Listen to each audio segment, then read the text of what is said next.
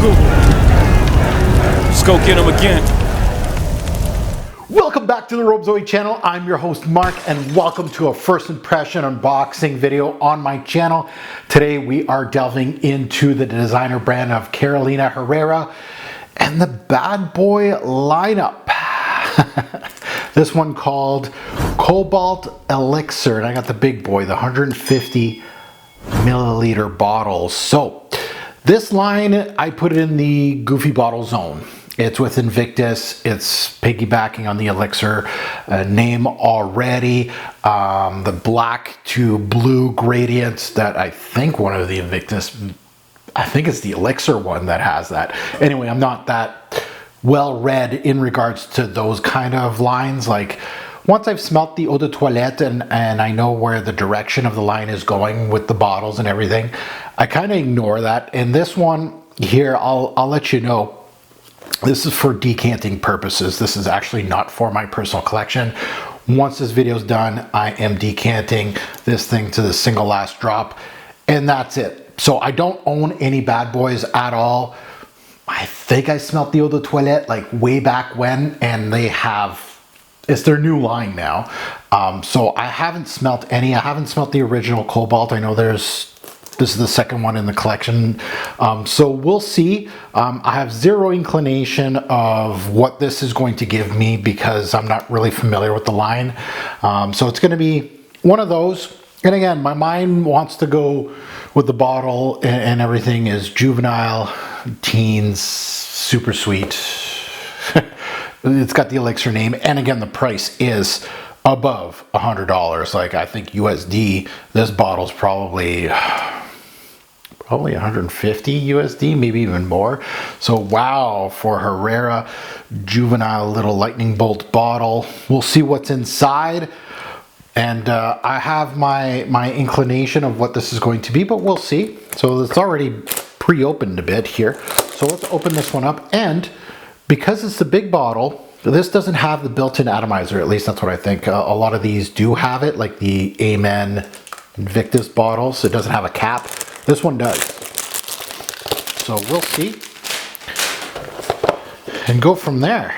So it's going to be an interesting unboxing today, at least for me. What is going on here? Might opened it in the wrong end. Yeah, I did. Wow, this thing's massive and heavy. Wow. Yeah, I was expecting plastic all day, every day. But this is not plastic all day, every day. Well, there is some, we'll put that like that. Okay, so the blue, the black gradient, CH, this is, yeah, 150 mils. It's an EDP. So, eau de Parfum Elixir, and this one has the cap. So it has a proper atomizer on it, not built in like the rest of them. This thing has weight. Now maybe that's because, wow. Okay, so let's put it on strip first, and then we'll put it on skin. It's gonna be my scent of the day today. Don't look at me like that. I do wear some funky stuff all the time. Okay, ooh, this is loud.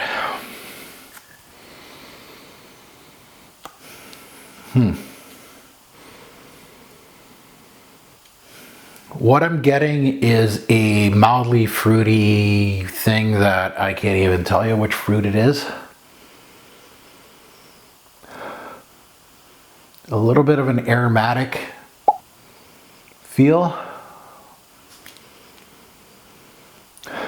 Yeah, very, it's a tough one. Let's put it on skin. Let's see what I get out of this. It's kind of hard to even, oh, yeah. The introduction of this is not very good. Wow.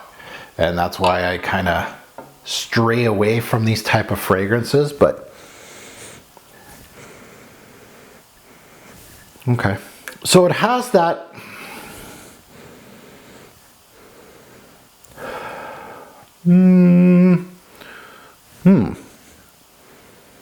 Okay, so it has that fruitiness that really doesn't smell like any real fruit. So I can't even tell you which direction. And if I recall correctly, I don't recall seeing any fruity notes in this note breakdown. Okay. It's got a little pinch of smoke, which is why I was going when I was on my skin for a bit, because it has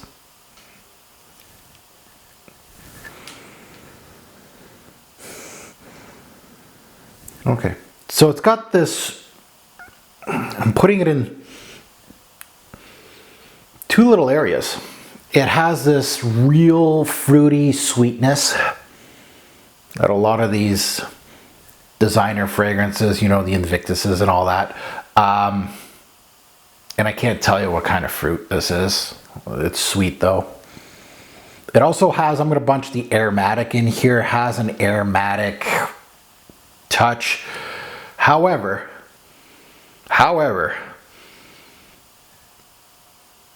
it's got a little bit of interesting parts. Okay, so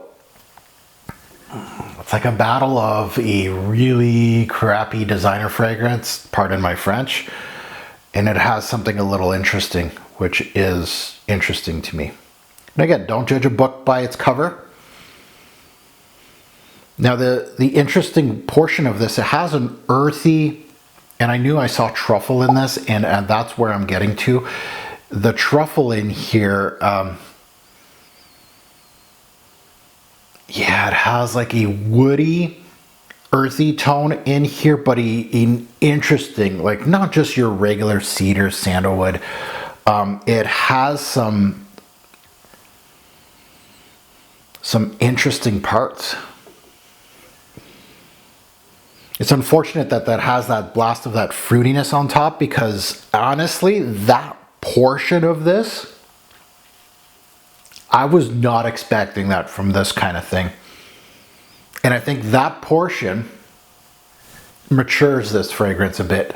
So I think the audience that likes these fragrances, the teeny boppers, the newbies, all that stuff, you know, the ones that watch Mr. Gent blah with the goofy face, they watch him.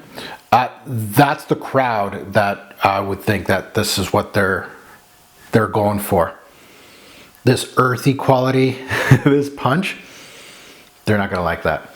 And I like that, but unfortunately this fruity vanillic sweetness is really bogging this thing down. I like that. Okay, so unfortunately, and again, that happens, right? Not all fragrances are studs. Not all fragrances are big flops.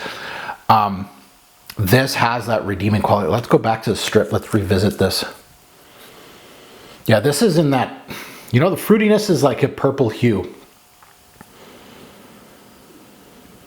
Other than that, it has no discernible quality to it. I will say grape, but I might be off. But it has like a grapey vibe, and that has no earthy in the strip that I just threw. Yeah.